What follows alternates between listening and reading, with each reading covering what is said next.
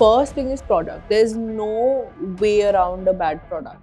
See, you can spend tons of money in like telling people that your product is nice. Once it's with them, your packaging is not perfect, your product is not perfect. People will maybe, if it's a food brand, then they'll have it once and they'll not order from you again, right? And even then, if you go on to improve your product, once the consumer has had that experience with you, they'll see n number of ads from you, you can burn n number of money, they will not order from you again. If people are passionate about your product, the community is very easy to make. And then content.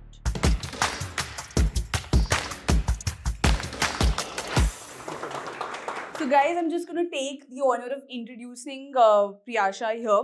She's a self-taught plant-based chef. She is a hormone health coach and also the founder of the Cinnamon Kitchen, which we all are aware of. Can I get a raise of hands? How many of us have seen the Shark Tank episode over here? Wow. And how many of us have tasted Cinnamon Kitchen's products? Okay, so Okay, we have a change huge that. yeah, Yes. we got to change that. Sure, Yeah. I've got a box right here, by the way, Great. for us to change that right now. Great. So, what Priyasha is also doing through the Cinnamon Kitchen is she's mastering mindful eating, and that is amid the chaos of a modern life that all of us are by default leading. Priyasha is a great point for her introduction is also that she has an amazing credit score and is known for Yes. giving the best and uniquest pitches according to the Shark Tank judges here. So Priyasha, welcome to Masters Union. Thank I'm you. so happy to host you today. First of all, actually, thank you so much for coming in here today. I'm very excited to speak to all of you. We're going to divide this session into multiple buckets. The first one being your early experience and how did your childhood shape you to who you are today. So any key highlights from your upbringing that made you realize that there's an entrepreneur within you? I think I always had a massive sweet tooth, and that's something everyone in the family has had. And growing up, we were very used to eating our aloo parathas. You know, I was born in a Punjabi household. Right. So gobi parathas, aloo parathas, bread butter jam, chas, all of that, right? And then slowly, I think as a teenager, those things started affecting my health, and I started seeing how. Mm-hmm. So I remember, like at the age of 13 or so, you know, as you're entering your teens, I suffered a lot from hormonal imbalance. And at the time, I didn't have the terminology for it. PCOS now as a subject is extremely prevalent. People know about what it was. But I think a lot of you could relate that probably like 15 years earlier, nobody really knew about it. 15, Right. 20 years earlier. Nobody had the terminology for it. So it's pretty much what I suffered as well. But I continued eating the things that I love, and then started experimenting with desserts and Indian desserts. When I was like 14, 15, my mom wouldn't let me enter the kitchen. She's like, go study, you're not doing this. So whenever she would go out of the house, I would prepare sweets that I would see on YouTube videos. Mm-hmm. And slowly, like after 2 or 3 times when I prepared things, whenever she would come back, I would make her try it. And then she liked it. And then she's like, okay, she's not burning the house down. So like, let her cook. And that's really where it started. But at the time, I was making very different kind of things. Okay. And then I think at the age, I was making mostly like Indian desserts. I was Okay. making like Ghevar and Malai Peda and that kind of stuff, you know. Then I think at the age of 16, I would assume, I started dating, okay? And here's the real insight, guys. yes. And I thought I would make a cake for my then boyfriend for Okay. his birthday. Okay. And that was really my first experience of like trying to bake a cake. Right. And of course, I looked up a recipe on YouTube and I bought all the ingredients. I mixed all of it together. I loved, like, you know, the whole process and everything. Then, you know, like I put it in the microwave and you need to do the convection mode. But instead of making it in the oven for 30 minutes, I microwaved the cake for 30 minutes. Okay, then. It was a disaster, you know. Right. The moment it came out, there was like, you know, I stuck a knife in it and the knife just got stuck, okay? Right. But it never, I think I had to discard the cake and the knife together. But actually, that experience of just mixing ingredients made me realize that this is something I really like. Of Mhm. course, at the time, I didn't know what would become of it or anything like that. But I really started enjoying the process of baking and I continue to do it. then there was BBM, at the time BlackBerry Messenger before WhatsApp was like super famous. Mhm. So I started. Oh yeah, then my boyfriend got into gymming. Okay. I see a lot of decisions getting I know. influenced from there. That's So insightful. then I was like, okay, now let me make healthy cakes and like Right. protein cakes and protein brownies and stuff. Then when I made it, then we broke up. Okay. And then I was like, okay, now, I mean, I make it, so like I'll sell it. Right. So on BBM, I started messaging people and I was like, does anybody want to buy a healthy cake and stuff? And I mean, I started the business then in school, like that. Just selling a few cakes and making things, getting ingredients, seeing more on YouTube as to, what I want to Right. make and stuff like that. So that's really where I think it started. Now, when I look back, then of course, when I was in college, I was not doing any of this. It was maybe like cooking a little bit. People used to call me like the food app of the class because I knew like the good places and the good dishes from the good places, and I always Right. had them on my fingertips. Mhm. So food was something that I was super passionate about. And then it really started when was in Mumbai and I had my own kitchen and I started experimenting again with those things, and that made me reconnect to all of this. Right. And now, in hindsight, I think of all of these instances and I realize how it was kind of in the making, what I'm doing today. So the dots really connected Yes, backwards for you. exactly. And did he like the cake? I don't know. I can't tell because of me. I mean, he wouldn't have the guts to say that he doesn't like it. I Well, made it for him. Yeah. Okay. Interesting. So on that note, did you have any food brand globally, nationally that you kind of looked up to when you were building the Cinnamon Kitchen? Actually, it was quite the opposite. Okay. Because when I was in Bombay, I used to go to the best of places because I was living alone for the first time. And I also had the kitchen for the first time, and I was responsible for getting things in my pantry also for the first time, right? And I was doing a job, and jobs, as we all know, they're super hectic. You don't have the time to make anything really. Right. You'd barely have the time to put things together if you don't want to eat from outside. So I would go to the best of places and try to find things that were super healthy and bring them home, and like be it nut butters or cookies or energy balls or anything like that. And then I mean, everything just said healthy, and I just bought it and I just started putting it together, and I saw over a few months how my health started getting affected by it. And that's when I dug a bit deeper and I started reading what makes a product healthy and what you should eat. Now, of course, over time, then I went and studied it also professionally. But initially, that was my first insight into ingredients and nutritional labels and, what marketing is saying about a certain product versus what it actually is. Right. And that's when I realized actually that there is such a big gap in the market with the kind of products that they say they're healthy, but what they actually are. Right. And that is what led me to then experiment on my own and create a lot of these things over the weekend and then prepare these like big bento boxes, So I would get all the raw ingredients. So I would get all the oats and the nuts and everything of the world. And I would be carrying like, a big bag, like twice my weight from food hall every day, like this, every Sunday. Right. And then be preparing bento boxes for myself for the whole week. Okay. And that's really what led to what I'm doing now. So did you also take batches of those to office? I think you were working at Dentsu and did you yes. make them the guinea pigs and let them also try out the Yeah. samples? People loved some of the things that I made, other things not so much because I was also trying and experimenting. But especially like things that are still on the menu, like the energy balls came from there. Okay. The flourless cookies came from there. I used to do some like really healthy oat-based pancakes that I also share the recipe of, like porridge. A lot of those things, yes. Interesting. So in a bit, we'll come and open that box. Actually, that's a trial Sure, pack that yes. you guys have. It has a mix of assortment of a lot of, I think the cookies, the fudge brownies, Yes. and the crackers, if I'm not wrong, in the box. So Right. we'll open up, and of course, we don't have as much in quantity, but first come, first serve over here.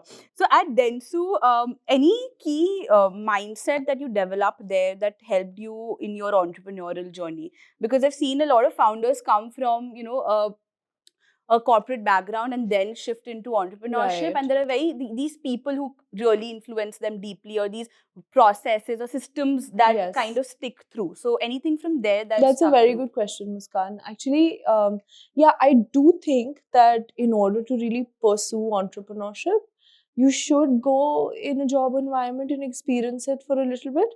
It gives you a lot of structure. It gives you clarity of thought. It gives you routine. It tells you what pressure feels like.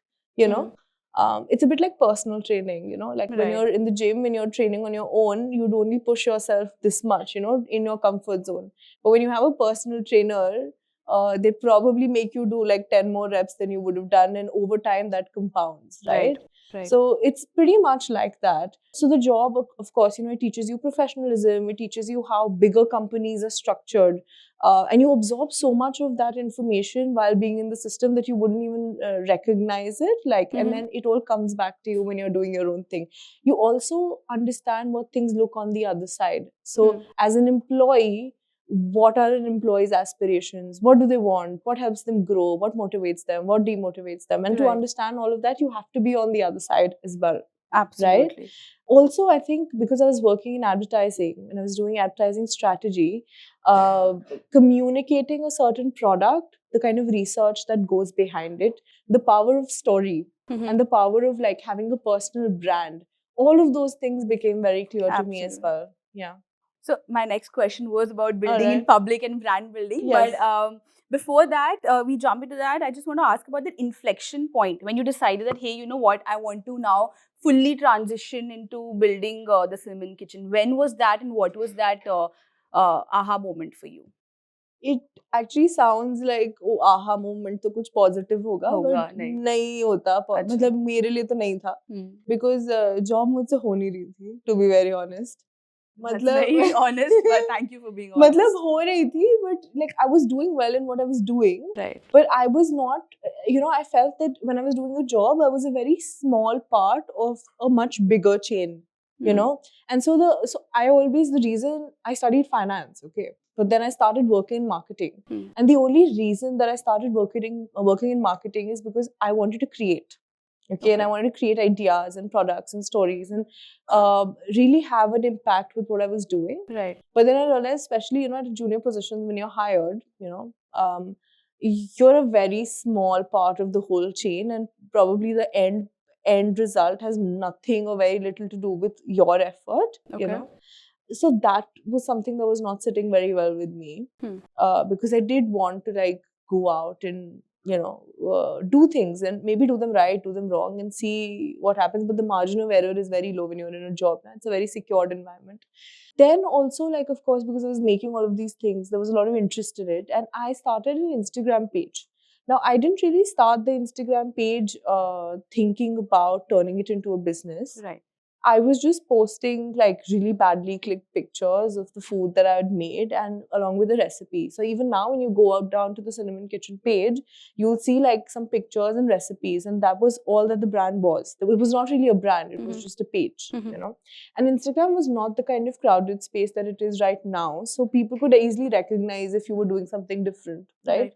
And so people reached out to me and they were like, oh, what are you making? And can you send it to us? And so on and so forth. And this was in Bombay itself. And I was like, recipe hai, bana lo, you know, like, I don't know, I don't want to sell it to you and all. Then two major key insights came from there.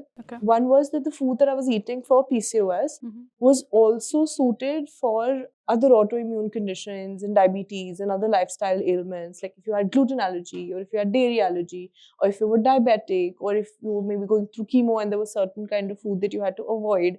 PCOS, though, obviously, you know. So I was like, it's not just about PCOS. This diet is suited to a wide array of, for audience, and also generally people who are trying to eat healthy. You know, if somebody is trying to eat healthy, then this is your go-to. These are your go-to products. And the second insight was that even when people had the recipe and the know-how, they didn't really have those pantry essentials. Like nobody's having amaranth puffs and amaranth flour and ragi flour in their pantry, you know, cacao nibs, those kind of things. So to change your pantry entirely and then make it in the middle of again a job and all, people were not willing to do. That's really when I thought this seems to have a lot of potential. Then I did a few farmers markets to experiment and really get real-time feedback on my products. At the time, I was doing smoothies and energy bites and a few other granola and a few other things. Then I was like, let's take the plunge. We'll do it for a year. If it doesn't make sense, it doesn't make sense. I'll not pursue it. What really helped me make that key decision, now that I look back also, is that I was like, I'm doing this job.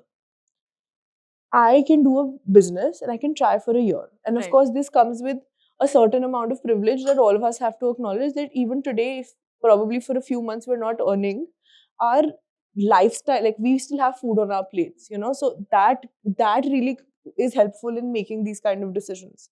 So I recognize that even if it doesn't work out, I can still go to that job. Right. So that job is my worst case scenario anyway. That's So, a given. I mean, that's yeah, a it's a safety net given. is there. Yes. So why am I living my worst case scenario? If I can do better. In the fear that I would not have a better scenario. Right. I can always get back to it. That is literally my opportunity cost here. Right. So that's when I started, and I started with like I think people know now, all of 50,000 rupees. And I started in a very small scale, in a very conservative manner, in my home. In fact, not even my kitchen, because I couldn't start in my kitchen because there was a lot of gluten and I was making gluten-free products. Mm-hmm. So I started in my room. I took a shelf in my room where I kept a very tiny oven that could only bake like 1/2 kilo cake at once. I got like basic equipments, and that's where I started.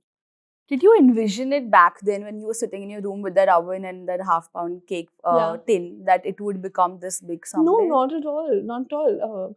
It's the story that I also told in Shark Tank, is that I got the logos printed. And it was circle shaped. It was circle, so I cut it with hand because I was like, I may not need a second sheet. Right. So yeah, so it really started with that. However, of course, when I was doing something, I was doing it with a lot of passion, and the idea was to always do it right, and to give really good service to the customer. Right. And because I'd done a job and I understood marketing, advertising, and this is a product that came naturally to me, I think that was really recognized by people. And it was actually not until the first year and a half that I really started seeing it as a business that it had become. What kept you going on in those early years? I just really enjoyed what I did, and I felt that it was creating so much value for people, because there's this story of somebody whose father was going through chemotherapy, and we were doing a gajar ka halwa at the Right. time.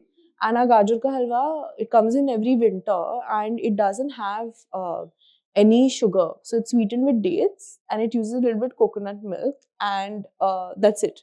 Those are the ingredients, and some nuts and cardamom. That's it. And it's just like organic carrots.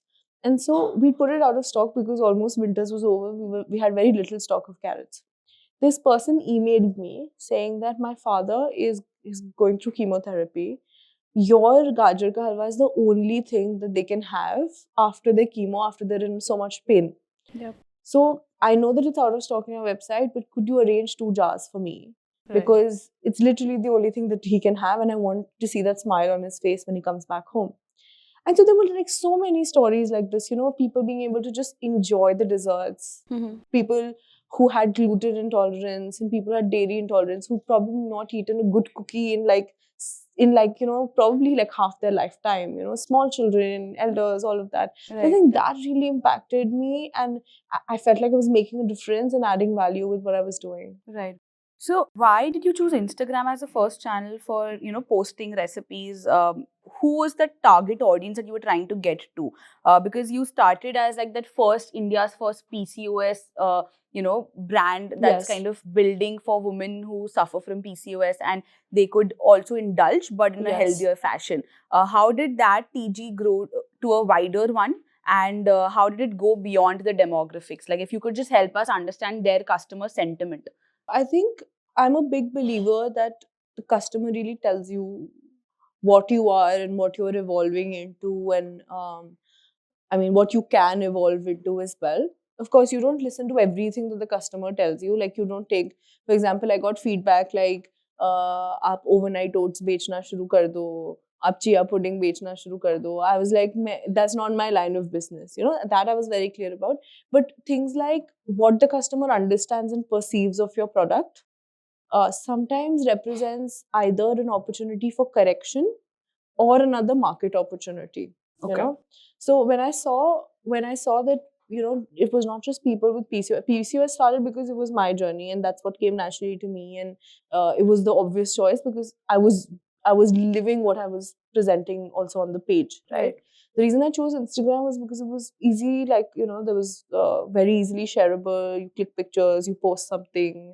I already had a personal Instagram page, so this was kind of just an extension of it. So the platform really, I mean, Instagram was trending at the time, you know. Right. So you started that community building initiative in 2018, 2019. Yes. That time Instagram wasn't that crowded on these Exactly. platforms. Today, if say someone is building a coffee paste startup or a spices startup, then how do they build their community and where do they build it? What are the 5 immediate steps that they could possibly take? See, I think there's actually a huge advantage in Instagram being the space it is today. You see some really good case studies that have come out of the Instagram marketing. You see Ultra Human and how they made their brand. You know, what they did was that they just gave their products to a bunch of fitness influencers, lifestyle health influencers, and they were just tracking their, and these people were already health conscious, so they were very curious of knowing about their body, right? So when they got the CGI monitor and they started tracking like their meals and the insulin spike, they started getting interested themselves, and then they kept experimenting with it. And those insights they kept posting on Instagram, right? So you see that, you see what Bliss Club has done, you know, with the women of all shapes and sizes and how they've presented it to them, right? There's just so many case studies like that that can come out of the internet today. You see also Nish Hair, Parul Gulati, like that's not UGC really, but like it's her face also. So maybe like for bigger brands that have more budgets, they can do more UGC and stuff. But then there are also brands that are probably doing marketing in zero budget like that. You see the Pulse case study. Where they started selling it at Panwaris for like that 1 rupee change, right? So there's so many ways of doing it. I think as a founder and as an entrepreneur, you should always look out of the box. But on social media, I think UGC is something that does super well. If you can get some prominent voices to just try your brand and try your business and what you're doing and kind of communicate through them and also be the face of the brand, because it's so important to be the face of the brand in today's day and age. Yeah, it's just imperative, because unless you are telling the world why you're doing it, people will not come and relate to you, and you will be able to speak the most passionately about your product. Right. Say, I mean, you had, so the reason we started the session with your past experiences and intrinsic motivation was to understand why you're doing what you're doing today. And there is a definite correlation between, what folks do later on and why they build something. Yes. For example, someone who's just passionate about the product but does not come with that founder market fit, how do they put themselves out publicly and build in public, like you said, be the face of the brand, but they don't have that credibility set already? Because a lot of 23, 25-year-olds here today, right, they're also trying to build their brand. They don't come with a work experience, and that's the dilemma that they face. Why would someone trust us right now at this given point of time? See, but that is the beauty of the internet. There's so many reels that go viral where like nobody has expertise in what they're doing, If you crack the content game like that, I mean, think about it. A few years ago, when social media did not have the kind of power and influence it has today, it was so much more difficult to get your product out there. Right. Because you would have to contact TV for ads, radio, billboards, all big budget stuff, right? There was really no way of getting celebrities or people with very high net worths to try your product because there were no channels to communicate with them. Now you can get in touch with anybody. Now you can really be the voice, and if it works, it works. So to crack that content game and to be able to understand what the consumer wants to hear, is something that every founder, like I was saying earlier, needs to crack. So even if you're a product person, you go to offline events, okay, first. You go to, that's what I also did. You go to farmers markets. You understand when people try your product, they'll be like, Acha, this is what I feel about it, and this is the insight that I have from it. Like when we went in, we realized actually that a lot of people were not just eating and buying it for themselves, but they were also, because it was healthy snacks, feeding it to their children. Okay. So we started this campaign of loved by children and shared with children. Okay. So the messaging was very clear that it's not that you're buying for children. We're not like a kid-centric brand, but if you get this dessert, you are able to share it with your child. Trusted Right. by parents, loved by Yes, children, trusted by parents. Wow, you really Yeah. researched. Yes. So there's so much insight that you can get offline. Things like portion sizes. Right. So if I'm seeing that the customer is coming to me, they take my cookie and they eat half of it and then they wrap half of it and keep it. Okay. Then I know that maybe I have to create half size of the cookie so that they finish it at once. Right. What that would help me with is maybe also bringing down the price of my final product, because I'm not giving big cookies anymore. And also the consumer will have the best experience in eating it, right? What do they say once they eat it? How do they want to store it? How do they want to keep it in their pack? You know, when they speak to each other about the product, what are the kind of discussions that they have around it in terms of utility? Right. I think those kind of offline experiences can then translate to online communication. Absolutely. And you can do a lot of A/B testing then around it on the internet itself. But you need to hear it from the horse's mouth. You know, go to a place where you think that's your target audience. Just speak to people. मतलब बेचने का intention मत रखो, बस दिखाओ product कि ये है और मुझसे बात कर लो 10 minute. Absolutely. I think that's a great deep dive that we did into the product side of it and the founder mindset. We're going to shift to the segment 2, which is you at Shark Tank. Yeah. So I think that's also something that everyone's really excited to know a bit more about. Yeah. So very candidly, how was it preparing for the pitch before going on stage? How does it look inside the Shark Tank ecosystem, and what did you do to enhance your stage presence there? Because I also remember Vinita saying that was one of the uniquest pitches that we've ever seen, and it also went quite viral. So what was your mindset and how did you build it? Here, by the way, just for a caveat, we do something like a venture initiation program, and we are asked to give a pitch every 2 months on our startups that we are building. So that would really help us from a early founder perspective. Right. I mean, actually, when I went to Shark Tank, I'd never pitched before that, right? I was just really passionate about the product that I'd built. I just wanted it to be presented in the best possible way. One thing I've learned through like giving lots of presentations is that people's attention spans very little. So you must be very passionate about your product. But if you keep going about your product and there's no break, there's no modulation, there's nothing interesting, people will lose interest. And the moment they lose interest, they'll miss out on some key factors. Right. So my first and foremost insight was that I need to keep people hooked with whatever I'm saying and whatever I'm doing. And you started with that poem that exactly, and that was the reason for it, because I knew that nobody else is gonna probably like do something like that. You know, it just like catches your attention, and then you're kind of like set at least for the next 5 minutes to listen to where it's going. Right. The actual pitch in Shark Tank is actually 1.5 hours. Okay. So it's cut down to 18 minutes when you're seeing it. So of course, there's a lot of technical and business parts of it also that come in, right? We are really curious to know about that, by the way. Like, what kind of questions do you get asked? And what's the criteria of boiling that 60 minutes to 18 minutes? What gets chosen and what does not get chosen? See, it's airing on TV. So, of course, they pick the parts that are more entertaining. And of course, it should not be that, oh, this pitch was very entertaining, therefore it got investment. So, they'll cover only as much in terms of numbers that it just makes sense for the end user to like say that, oh, that's why they got the funding. But behind that, of course, like an actual pitch, you would also all know that it doesn't happen like that. You know, it's probably just happening at a coffee shop or a table. People are sitting next to each other, evaluating a business opportunity, saying, okay, we'll get back to you, give us 5 days. Not like, acha, abhi batao valuation kya hogi and all of that, right? So it's very different. It's not comparable at all. But yeah, they ask you, like, of course, they ask you about your valuation, what are the kind of revenues that you're expecting. They see the kind of founder that you are and whether they believe that you'd be able to build something that is, exponential if they're putting their money in you. They see how strong your finances are, because, of course, that is the backbone of any business. They see how sound, even at scale, are you able to handle pressure, right? So those kind of qualities. So personal qualities as an entrepreneur, as well as like business qualities, and whether you have it in you they don't expect you to be able to have everything figured from day one. Like, not like, acha, today you're doing 1 crore, what will you do in 10 crores? Kaise aap market apni strategy banaoge? Nobody's asking you that. But they should just feel that you're agile and receptive enough to be able to figure it out along the way. Right. And that you have that future trajectory in front of you.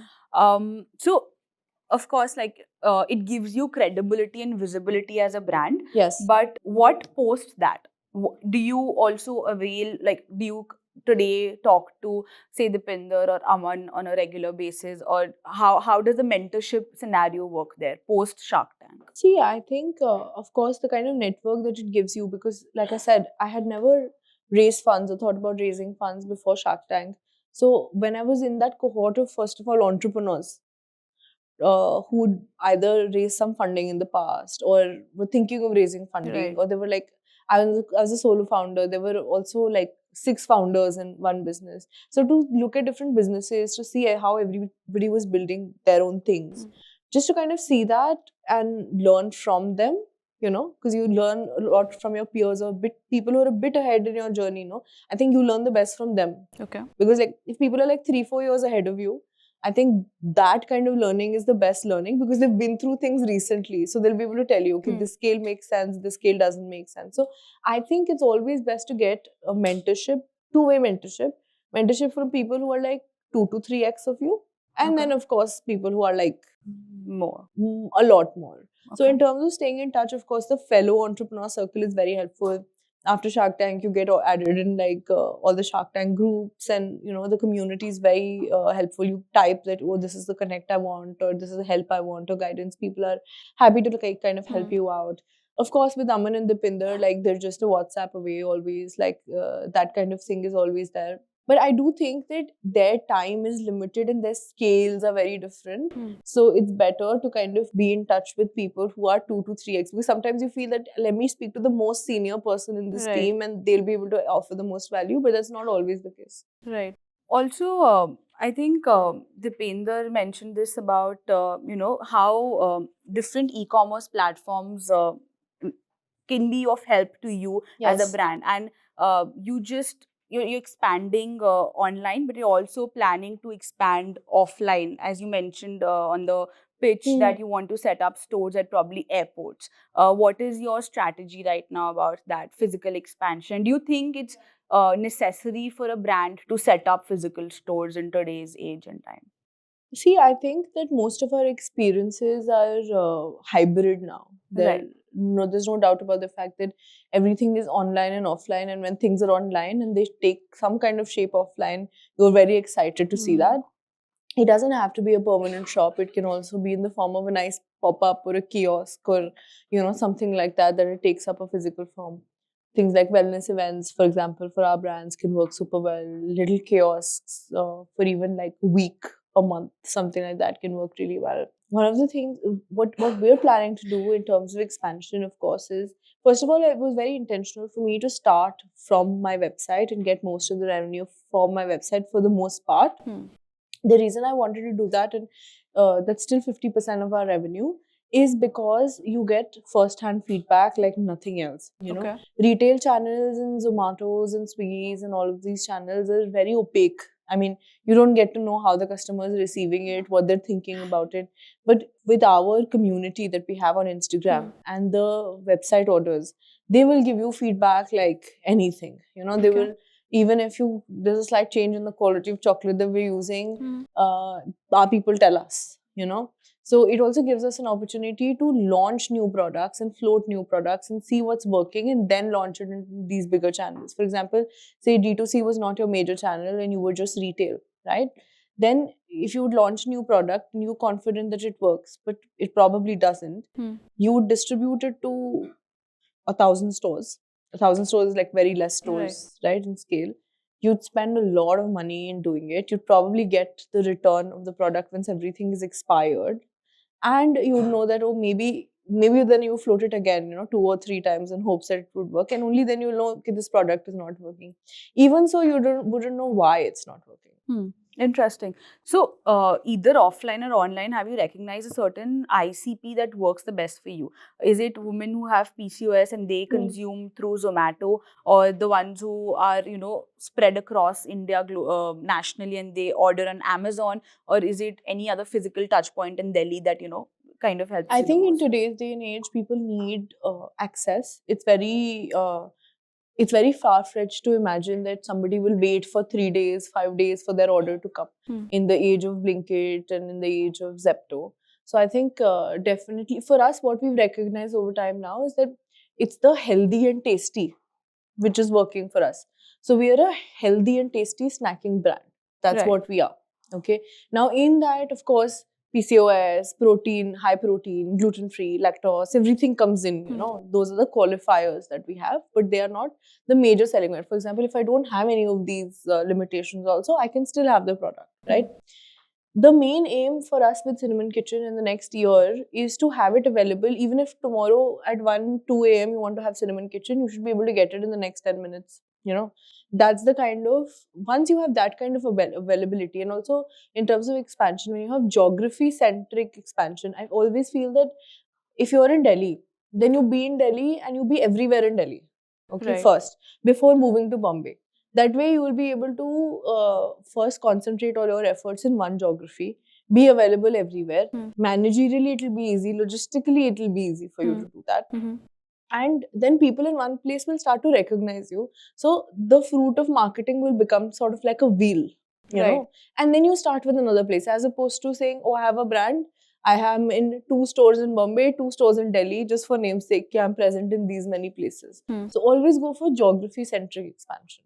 So you started when you were in Bombay, and then you set up your base. I think you've set it in Sector 63 in Noida. Now in 80, yes. Now in 80, okay. And we're, by the way, a lot of us are curious to visit. So I'm going to be you on Shark Tank, and how you push the Pinder for the number. I'm going to push you to also call us there someday. Sure.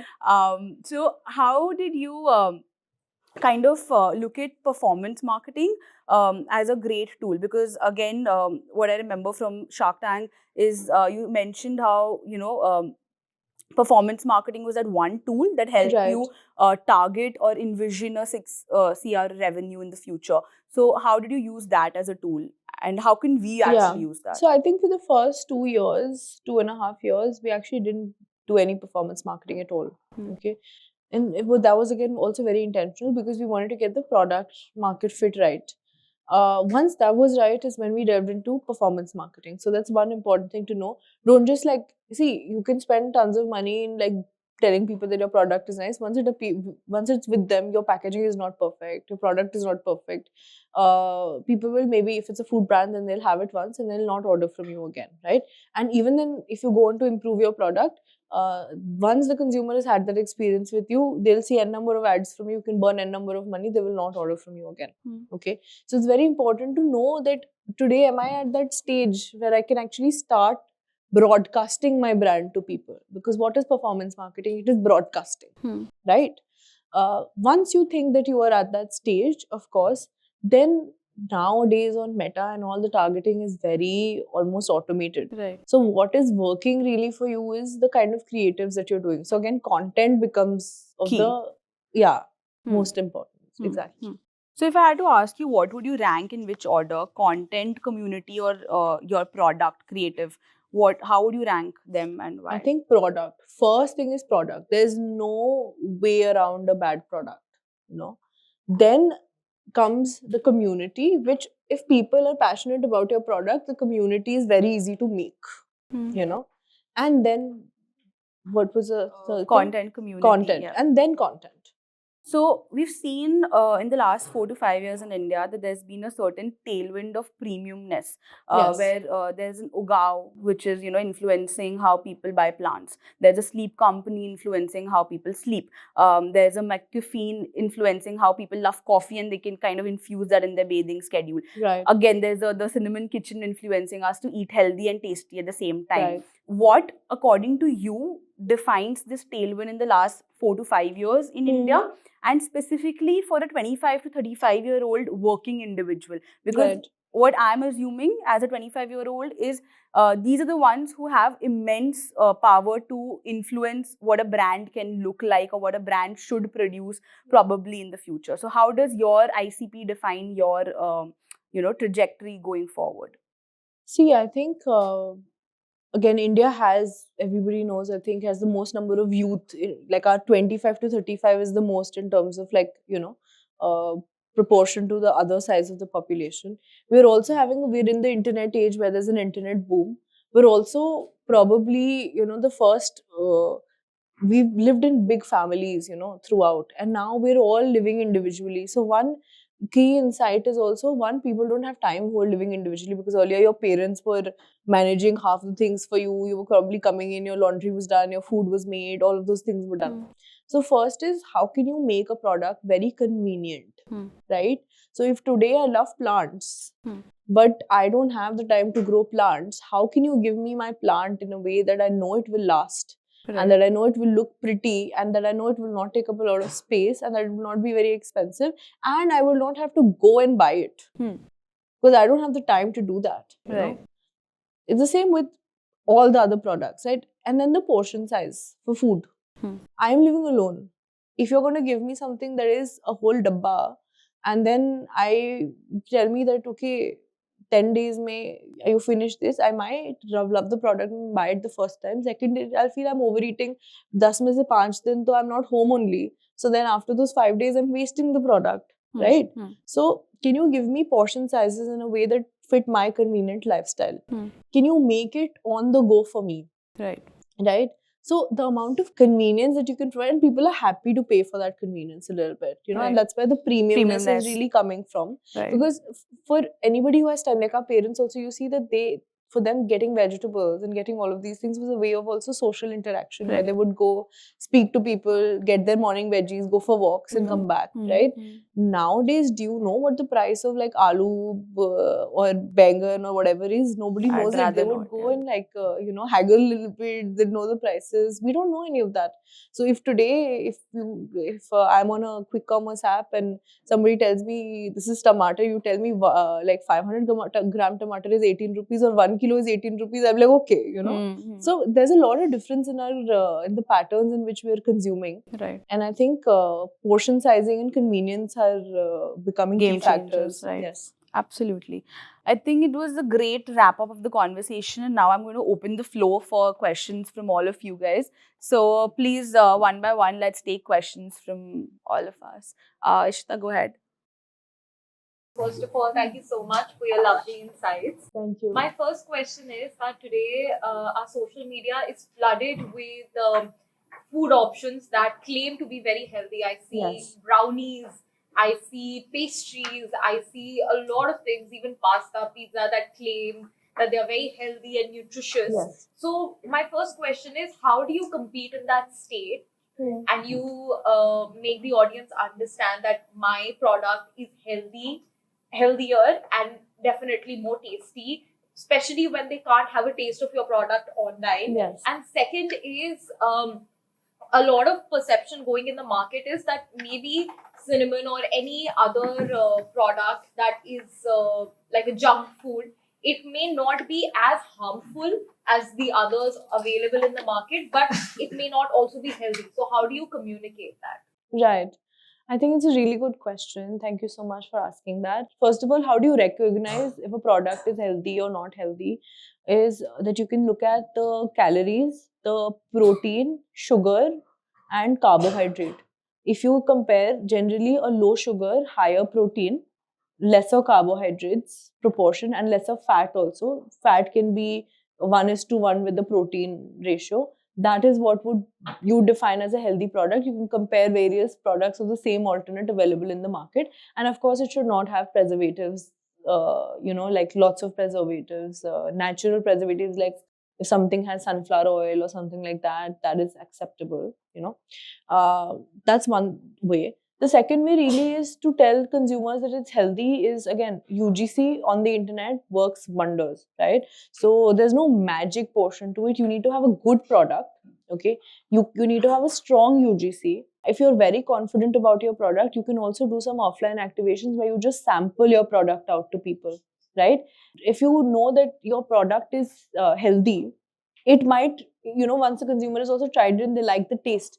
Because for us also as a brand, a lot of apprehension is that people love the branding and they're seeing it on social media, but they are not really open to trying, because they're like, what if I spend 500 rupees and it's not good? So with that, the offline activations really help us, right? And then, of course, whenever you're creating a category, or when you're speaking in a category, and it's a small category in itself, your role also as a brand is category expansion, right? So you need to be able to educate the customer as to why something is not okay and why something is okay from a very neutral perspective, which is what if you see Whole Truth, they are just educating the customer, and that also builds a lot of trust, right? So I think those are the few ways in which you can really make what you're doing stand out. And of course, like it being healthier and healthy, I do say this to everybody that not every product is suited to every consumer. Okay, so if you are somebody who's diabetic, as healthy as one of my caramel brownies may be, because it's made of millets and such, it's not a good product for you. And it's something that we communicate to our consumers when they ask us that, can I have this? There's been times where we're like, this product from us is not suitable for you. You might want to check out this product, or you might want to check out this product from another brand, which also gives a lot of trust to the customer, right? Like today's day and age, a customer is flooded with information, exactly like you said, right? And so if you try to deceive them, sooner or later they'll find out. So there's no merit in doing that. Thank you so much. Thank you. Thank you, Ishita. Go ahead, Nimisha, go ahead. I have a quick question. Of course. So, if you can tell us 2-3 problem statements that you took to the Sharks post investment and how did they solve for that? Essentially, why I'm asking that is because all of us will be pitching our ideas to on the demo day to a few angel investors. Right. I just want to understand what kind of problem statements you as a business took to them Yes. and how did they solve for that? Thank you for the question. I think it was, the first thing is that our product is more premiumly priced, right? Which is because of the high price of the ingredients. How do we make the customer like try the product to convince them to buy a high ticket value product, right? So I think one of the things that we found out through some research, and sitting with the team, is that uh, our product is like a 500-400 rupee for a whole pack. Okay, and it's a sizable amount also to pay, and it's a sizable quantity. But something between a 150 or a 250 rupees, nobody minds spending on, say, for example, a quick commerce platform where the trust is yet to be established, right? So if I do smaller sizes of my existing products in a way that I can fit them into that price, then more consumer will be receptive to buying from me. Okay, so that was one very key insight that came out, which is helping us with a lot of new customer acquisition. So right after Shark Tank, it's one of the things that we did as well, where a pack of 2 fudge, which is priced at a 200 rupee, we did it at a 99 plus 100 delivery. So something that would cost a consumer maybe 300 is actually costing them 200 rupees. But what that helped us do is that it helped us acquire a lot of new customers who wanted to try it but probably didn't want to spend 800 rupees from the get-go. Then we captured those email IDs and that data that came to us, and we started doing a cohort analysis for them. So we started seeing that, okay, these are the consumers that if we send them this email that, okay, this product you're already getting for 99, but if you buy now for 500 plus, you will get a 20% discount from me. Are they willing to go from the 200 to the 500, right? Then I started saying, okay, if I give you one product, if you buy product for 500, I will give you 250 ka product more. So are they now willing to go to 750? So there was a very interesting analysis that we did, and then we further segregated that audience into interest, capacity to buy. So we didn't leave those customers out. We just acquired them in a more interesting manner.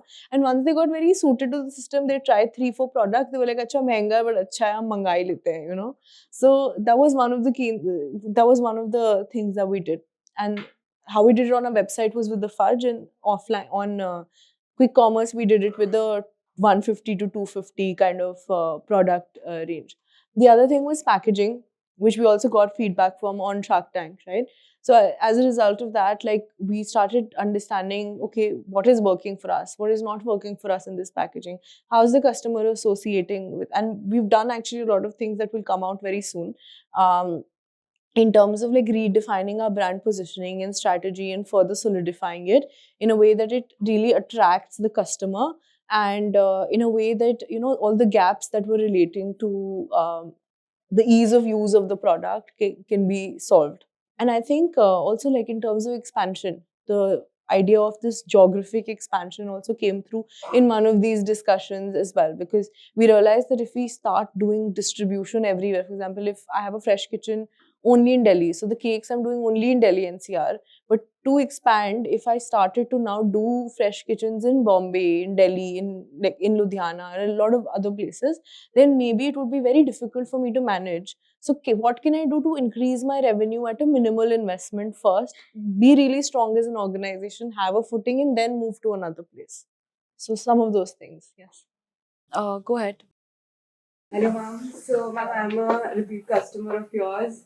Oh, great. You are the reason why I'm able to enjoy my sugar while actually being on control, considering I'm a PCOS patient. But I just wanted to ask that I saw your pitch again yesterday, and after the pitch aired, I remember I saw a lot of things on Instagram, and everyone was talking about this one statement that was, I have a good credit score.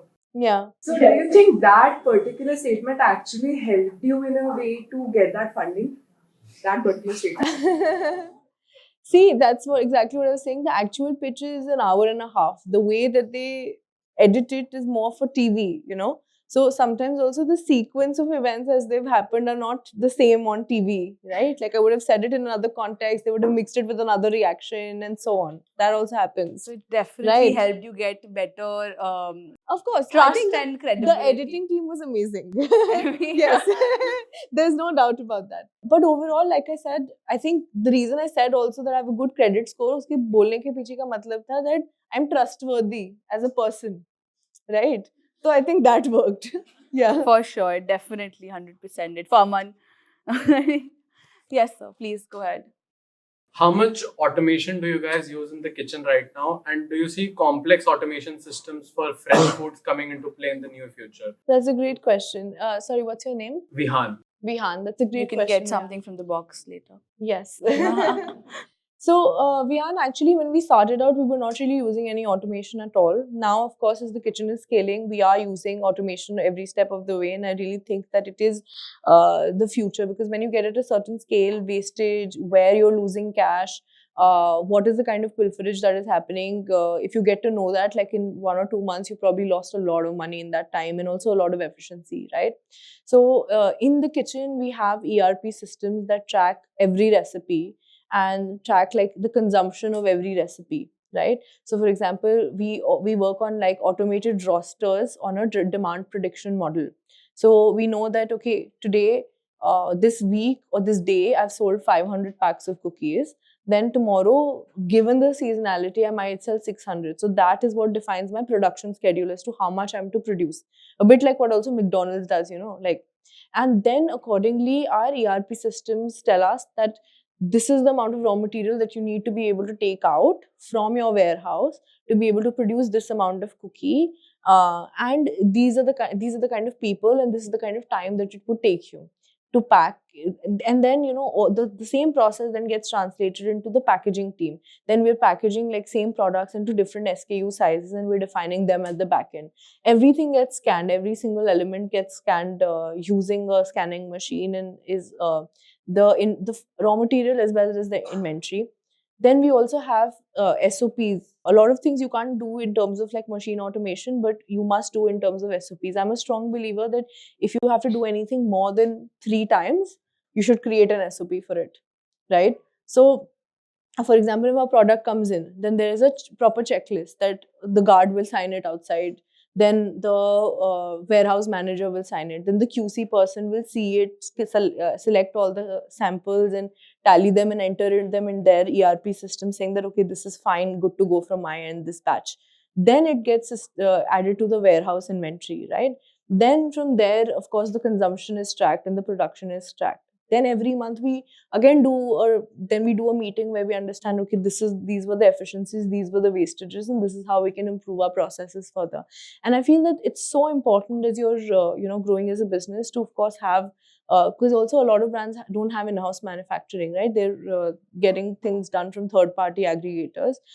For us, the kitchen is at the core of the processes that we follow. So to have efficiency in that as we scale, and to build it on a scalable model, that today if I'm getting orders for 100 cakes, tomorrow if I get 500, my system should not fumble. So in the past year, we've really focused on setting up those models. Then we have something called Unicommerce, where we integrate all of our ERP systems to Unicommerce to see what orders we're getting in various places. And then once they are sold out, then we track it at various inventory outlets as well. And then we have QC visit at these inventory outlets as well to see whether our product is expiring, not expiring, what's the hygiene of the place. So a lot of the end-to-end things happen. And then of course there's automation in terms of like shipping label, shipping tracking, messaging, basic CRM automation that's there as well. Do you also see like scope to expand in automation systems that can also produce the things you're doing in the kitchen to expand your fresh food business?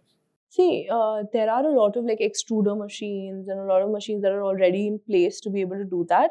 What we do right now is more of a handmade at our scale, but probably like if we go like 100x of what we're doing currently, or then those kind of machines come into play. But yes, I do believe that having more machines and having supervisors as human beings is a much better way to ensure consistency and reliability and quality in products. Yes. Just a mini follow up on that. Do you at any space use AI in your backend? No, only for CRM, nothing else right now.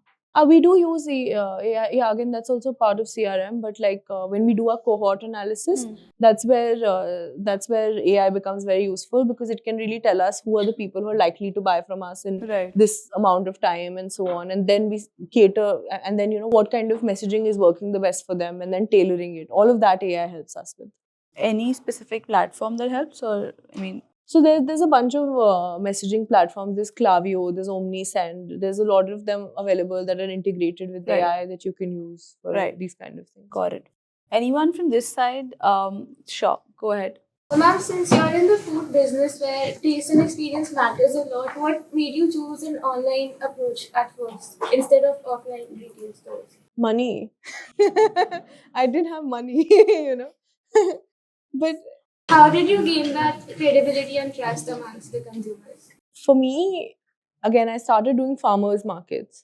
And then a lot of the customers, actually initial customers, came from farmers markets, and then they reviewed, and then that review was posted, and then other online customers gained trust. There was times, when I started out, that in a day I didn't have a website or anything like that, in the first 6 months. And I would reach out to all the customers who'd messaged me or expressed interest in any time manually on Instagram DMs, asking whether they'd be interested to buy something. If I was making something, then I think the process of it really helps. If I was documenting the process and showing them how it's made, why I'm doing something, then they would see and find the value in it, So those kind of things really helped initially. And it was not that I was not offline. I was doing farmers markets and I was offline in that capacity. But I do feel that it's a better way of doing it than actually starting a brick and mortar and then, on a heavy real estate investment, making mistakes and learning. I actually have a follow-up on that. Of course. So you've essentially quite a lot, like most of your trajectory is like building in public, right? And this is a very niche market that you're also catering to, which has a very high growth expectancy. So if someone was to start a business in this sector today, what would they not be able to replicate that TCK did? Because everything was essentially out there. Actually, I think what people are not, the reason why a brand like ours doesn't exist is our recipe know-how. The way that we have been able to understand millets and understand ingredients and kind of mold them into something that is healthy and delicious.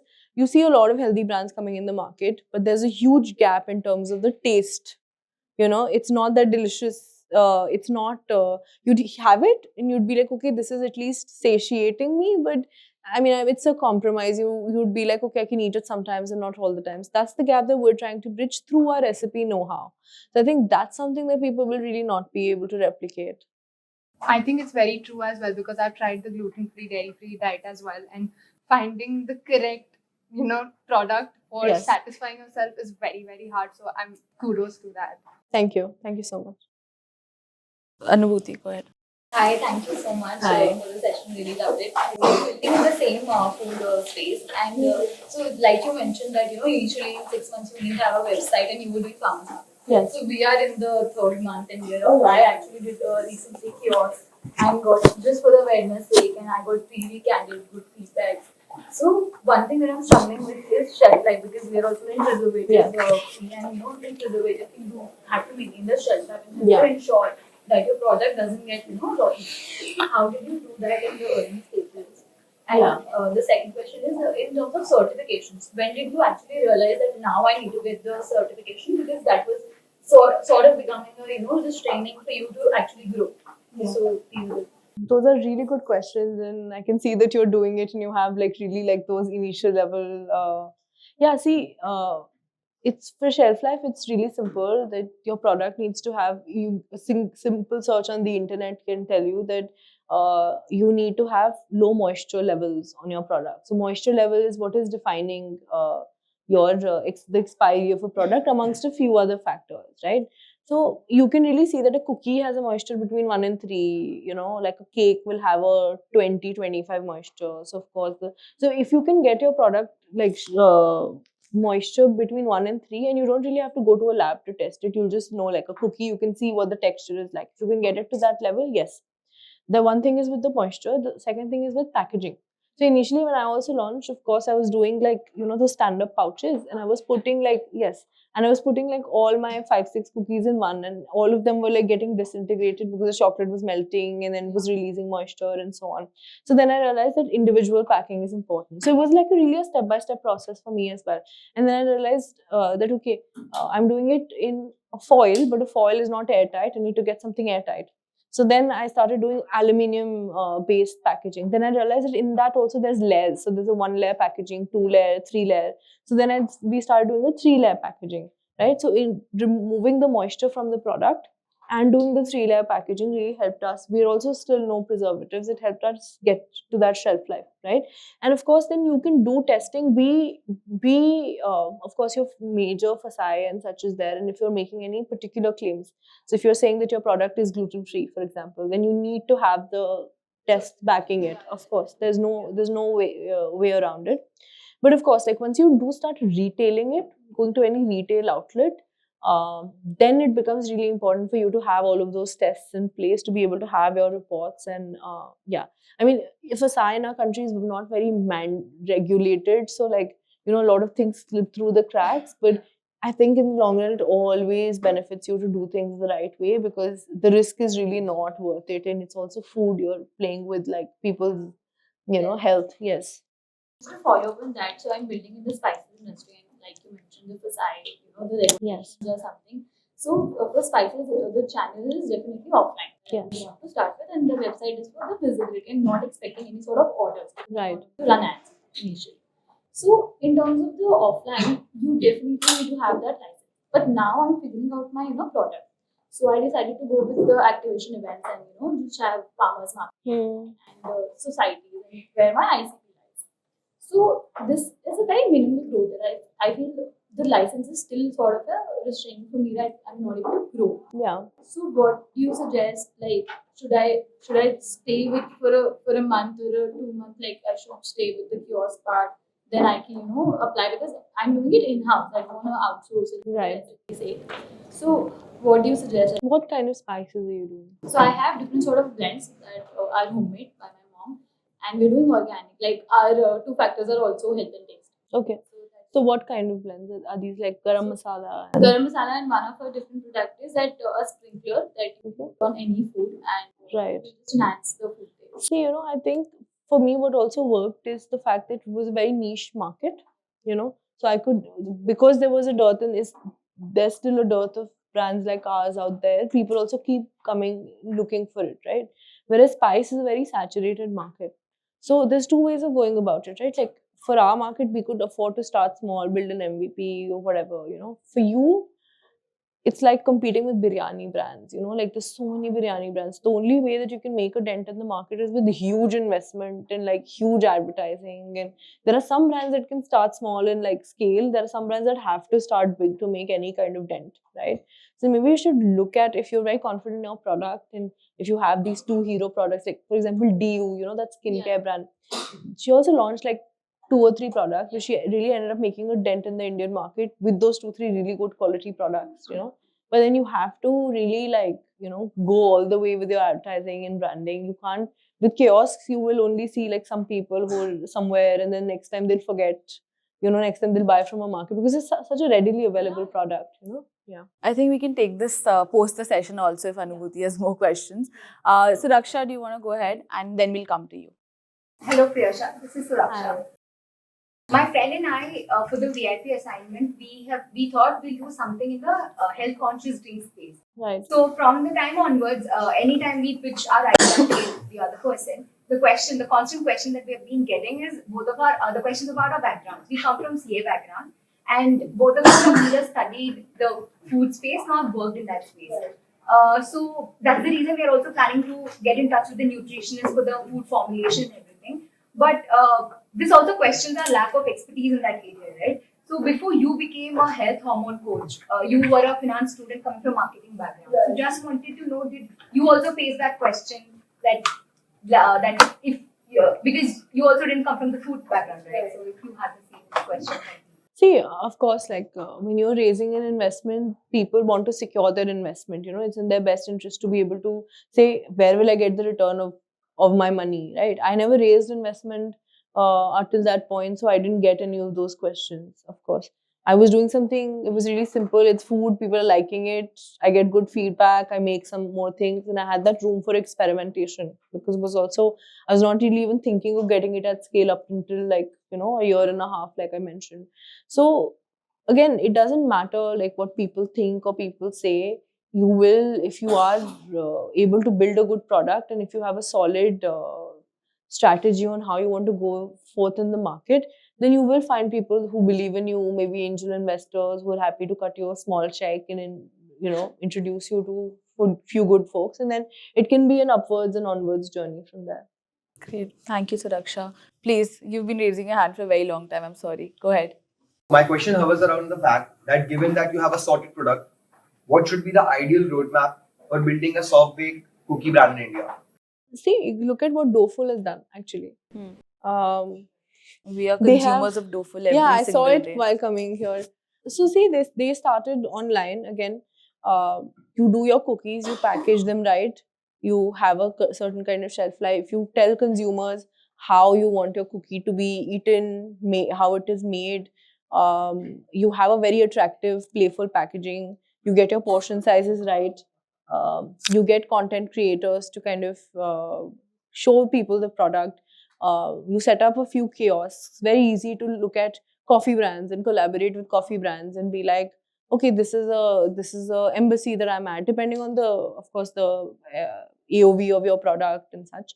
And then you can really kind of grow from there. Have like little takeaway, like cinnamon kind of like little takeaway stalls that people can quickly grab a cookie out of. And it's really easy if your product is nice actually, because with desserts and such, people want really good taste. Do you want to go ahead? So basically, as you said while the talk was going on, that knowing your target group is really very important. Yes. So initially, when you were a new brand, new products were coming to launch, how did you set your target group? Because even you post content or anything on the media, you need your target to be set so that you have leads. Yes. So how did you focus on catering to the target? It was from your research or with the sales, and then you got to know कि हाँ भाई इनको बेचना है, ये मेरे target. So first, I was targeting people with PCOS because that was the whole reason that the brand was born, right? Which in itself is a huge audience because like now maybe 2 in 5 people have PCOS. Like it's a huge number, right? Then of course when we started doing farmers markets, like I was mentioning, we realized who all it can be applicable to. And we started hearing also from people on the internet with like autoimmune, diabetes, gluten-free, this and that. And then of course, like things, we just started catering to all of those audiences. Then a lot of, as that audience expanded, people who were very keen on finding us before we were keen on finding them, you know, then the gym folks came in who were like, we want to eat healthy, we're health conscious, we want to have a good lifestyle, what can we buy from you? And then, you know, it was through listening to the customer, what kind of language that made sense to them, that we could define further our ad campaigns, our marketing strategy and creatives and so on. Go for it. Starting, you said that you would put product before community, right? But I believe that community should come before product. Okay. If you have a community of a certain topic or problem, then you would be able to cater multiple products to that community. Right. You know, if suppose men health, then you will be able to put multiple things into that community and sell multiple things instead of making a product and then Yeah. make a community out of that. So what do you think? I mean, it can go both ways. I'm not saying that one way is right and the other way is wrong. If you already happen to have a community and you want to play that, you know, the long strategy that, okay, today I just want a community. 5 years, 3 years from now, I will tell them that this is my product. A lot of creators do that, for example, where they'll just build the community and then they'll maybe launch their cosmetic brand or clothing brand and so on. And that does pretty well also. But what we've seen overall is that people were following the creator, for example, because they wanted to know the life of that creator. Now, all of a sudden, when that thing becomes a product, the trust factor dwindles a little bit. But when you're upfront about it, that this is my product, this is why it's good, you know, sometimes that kind of direct interaction and then getting several people to speak about it can sometimes become more useful. Okay, great. Thank you so much for your questions. I'm so sorry, I will have to cut short here. Very good We're really tight on time, but we'll be happy to compile the questions because I'm sure there's so many people building in the D2C space. We'll compile it, and if it's okay with you, would love to share the questions on email and you could answer them and we'll give you the answers back for sure. So just wrapping the session today, I hope you all had a great time because I definitely 100% did. Thank you so much.